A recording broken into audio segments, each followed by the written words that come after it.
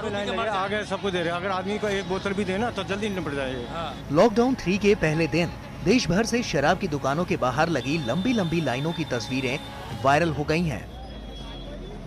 इन लाइनों ने नोटबंदी के दौरान बैंकों के बाहर लगी लाइनों को भी छोटा कर दिया है। बराबर लोग खड़े हैं, क्या फायदा शराब खोले, बंद ही कर दिया तो। 40 दिन से बंद दुकानों के बाहर कई जगह हालात बेकाबू होने और लॉकडाउन की धज्जियां उड़ते देख पुलिस ने उन्हें बंद भी करा दिया। दरअसल कई राज्यों की मांग के बाद सरकार ने शराब की दुकानों को खोलने का फैसला किया था।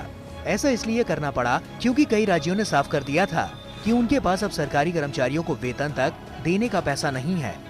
इसको लेकर सोशल मीडिया पर काफी चर्चा है कि क्या राज्यों की अर्थव्यवस्था शराब के भरोसे चल रही है? आखिर राज्यों को शराब से कितनी कमाई होती है?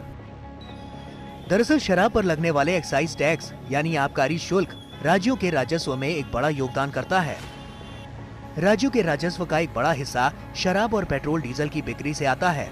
इन दोनों पर ही जीएसटी नहीं है और सभी राज्य सरकारें अपनी मर्जी से इन पर टैक्स वसूलती हैं। लॉकडाउन की वजह से इन दोनों की बिक्री ठप थी। इस वजह से राज्यों की वित्तीय हालत खराब हो गई थी।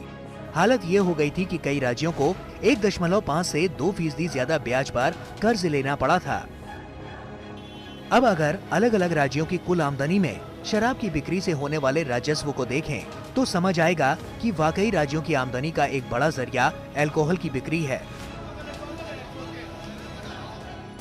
ज्यादातर राज्यों के कुल राजस्व का 15 से 30% हिस्सा शराब से आता है। शराब की बिक्री से यूपी और उत्तराखंड को कुल टैक्स राजस्व का करीब 20% हिस्सा मिलता है। सभी राज्यों की बात की जाए तो पिछले वित्त वर्ष में उन्होंने कुल मिलाकर करीब 2.5 लाख करोड़ रुपए की कमाई यानी टैक्स राजस्व शराब बिक्री से हासिल की थी।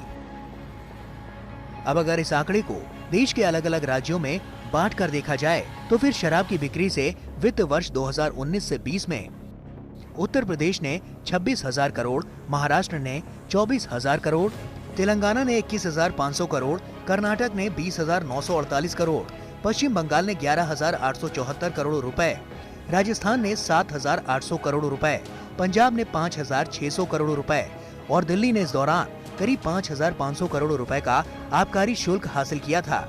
राज्य के कुल राजस्व का ये करीब 14% है। अब अगर इसे कर्मचारियों की सैलरी से जोड़कर देखा जाए तो फिर मिसाल के तौर पर उत्तर प्रदेश कर्मचारियों का कुल वेतन करीब 18,000 करोड़ रुपए है। यानी अकेले शराब की बिक्री से ही रकम से ज्यादा का इंतजाम हो जाता है।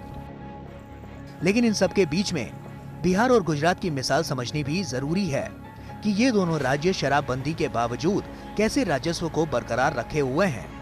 साफ है कि विकल्प मौजूद है और अल्कोहल जैसी सामाजिक बुराई पर प्रतिबंध जारी रखकर भी राज्य आमदनी को बढ़ा सकते हैं, लेकिन इच्छा शक्ति की कमी इसके आड़े आ रही है।